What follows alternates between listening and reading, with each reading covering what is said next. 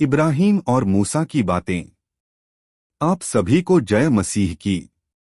पुराने नियम की कहानी एक सुंदर कहानी है, पर यह एक कहावत है।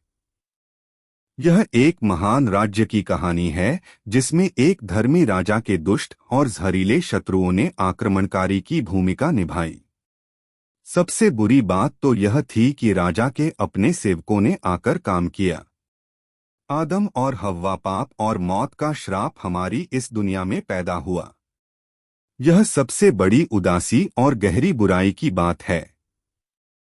फिर भी भगवान उनके विद्रोह के बीच में भी वह योजना जिससे सारी मानव आशिक्षित होगी को पूरा कर रहा है।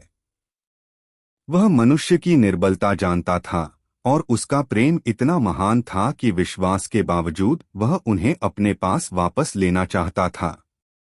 एडम और हव्वा के बलवे के बाद उन्हें प्रभु के मंदिर की तरह प्रभु के मंदिर से बाहर भेजा गया था। उनकी आत्मा बुराई और दुष्टता का दबाव और कलंक सहने के लिए नहीं बनाया गया था।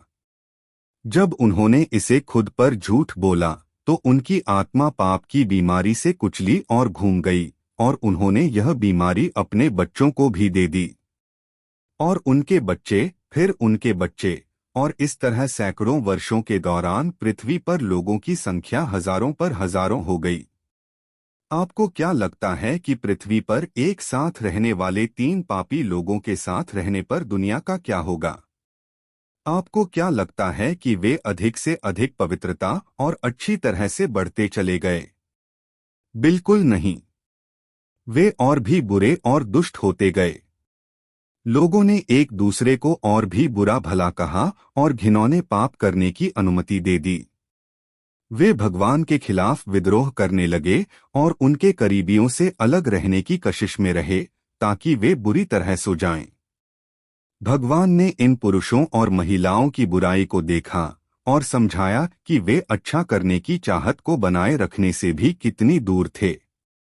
वह इतिहास में कार्य कर रही है ताकि उनके शासन की शक्ति पर नियंत्रण रखा जा सके। उन्होंने लोगों को अलग अलग भाषा में देश में बांट दिया ताकि उनका एक दूसरे पर असर कम और धीरे धीरे हो। फिर सभी राष्ट्रों में से प्रभु ने एक व्यक्ति को चुना और परमप्रधान भगवान के आगे अपने कार्य के लिए अलग किया। इस आदमी का नाम इब्राहिम था और वह एक महान राष्ट्र का पिता बन गया था। परमेश्वर का इरादा था कि यह नया राष्ट्र दुनिया के अन्य देशों की ताकत और दुष्टता से बिल्कुल अलग होगा। भगवान ने इब्राहिम के साथ एक वाचा छोड़ी। उन्होंने कहा कि वह इब्राहिम के वंश को इतना बचाएंगे कि वे समुद्र तट पर रेत में या आकाश के तारों की तरह होंगे। फिर भगवान ने इब्राहिम के बच्चों को याजकों का राष्ट्र बनाने का वादा किया। यह याजक पृथ्वी पर अन्य सभी लोगों के व्यापार के लिए भगवान के पवित्र रहो को दर्शन देगा। वे पृथ्वी के विद्रोही लोगों को धार्मिकता के मार्ग दिखाएंगे।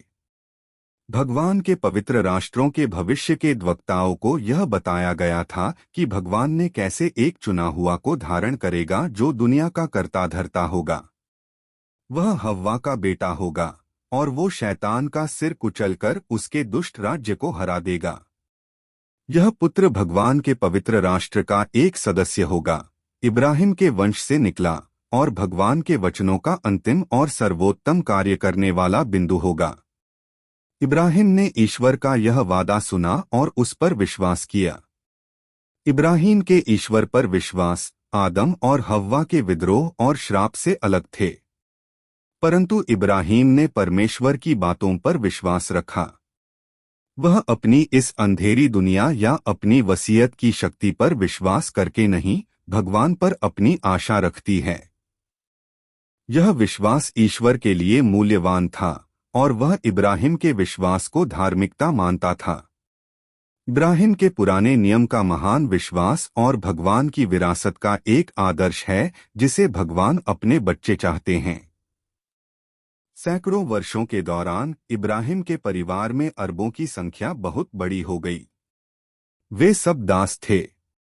वे मिस्र के देशों में रहते थे और फिर उन्हें मूर्ति के रूप में काम कराकर अपने साम्राज्य को अमीर और शक्तिशाली बना रहे थे।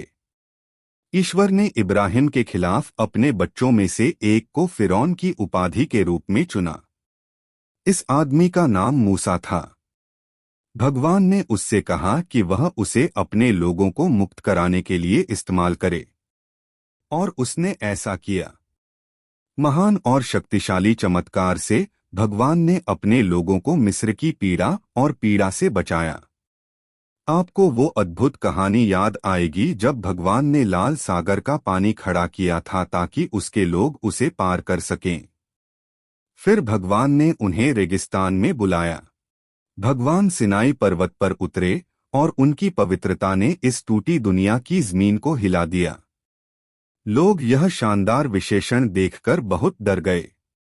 परमेश्वर ने मूसा और उसके लोगों को एक नया वचन दिया।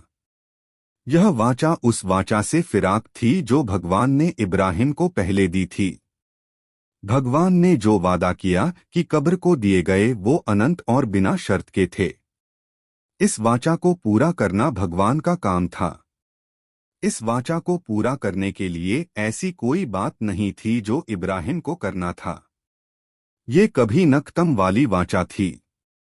मूसा के साथ भगवान की वाचा का आभास था।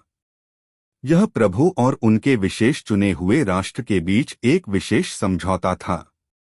भगवान ने उन्हें आशीर्वाद देने का वादा समझ लिया। उन्होंने वादे के अनुसार एक जमीन देगा जो इतनी जमीन होगी ताकि उनके पास हमेशा के लिए मछली पकड़ने की जगह हो। वह उन्हें शत्रु राष्ट्रों के हमलों से रक्षा करेंगे और वह उन्हें कई बच्चों के साथ आशीषित करेंगे। लेकिन उन्हें यह वाचा रखने के लिए कुछ करना होगा। भगवान ने उनके साथ एक समझौता किया जिसका पालन करना होगा। स्थानिक व्यवस्था का नाम दिया गया। यह व्यवस्था भगवान की अद्भुत शुद्ध मार्ग सिखाती है।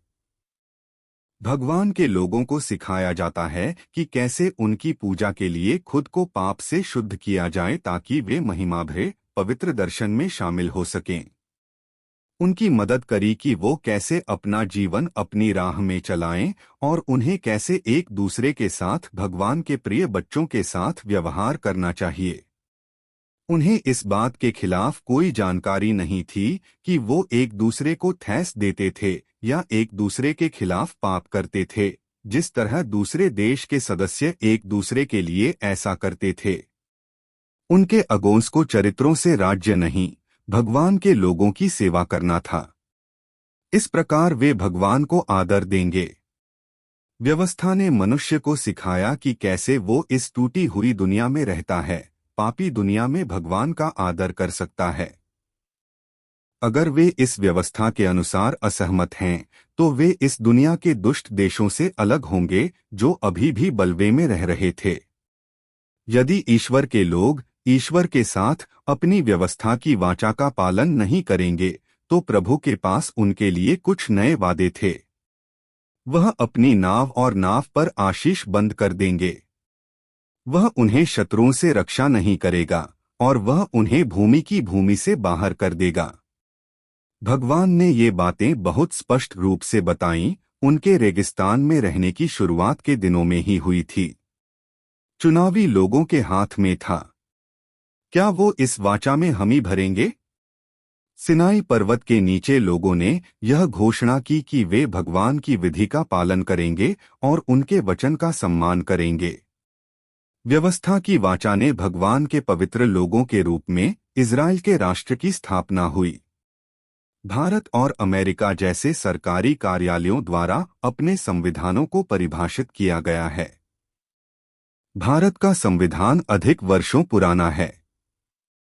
अमेरिका का संविधान 200 साल पुराना है।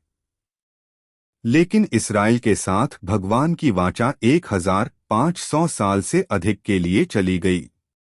सभी वर्षों के दौरान ऐसे कुछ पल थे जब इस्राएल ने भगवान की पवित्र व्यवस्था की आराधना की थी, लेकिन वे बहुत विद्रोह में रहे और इसलिए भगवान ने अपने बच्चों को पालने पोसने का काम किया, जैसा उसने कहा था। उन्होंने अन्य राष्ट्रों को बुलाया ताकि वे इस्राएल को जीत सकें और उनसे भूमि का वादा छीन सकें।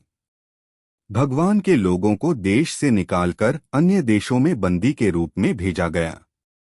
इस्राएल एक राष्ट्र के रूप में पापी हो जाए, वहां हमेशा कुछ ऐसे धार्मिक लोग भी थे जो भगवान की ओर वफादार रहे। कभी कभी न्यायाधीशों ने लोगों की मदद की ताकि वे भगवान के निर्माण में वापस आ सकें। कभी कभी वहां राजा थे जो राष्ट्रों को पापों से शुद्ध करते थे। समय में भगवान ने भविष्यद्वक्ता भेजा जो चिल्लाया और चेतावनी के शब्दों के साथ भगवान के अन्य लोगों के पास आया। उनकी भविष्यवाणी में नए वादे भी थे।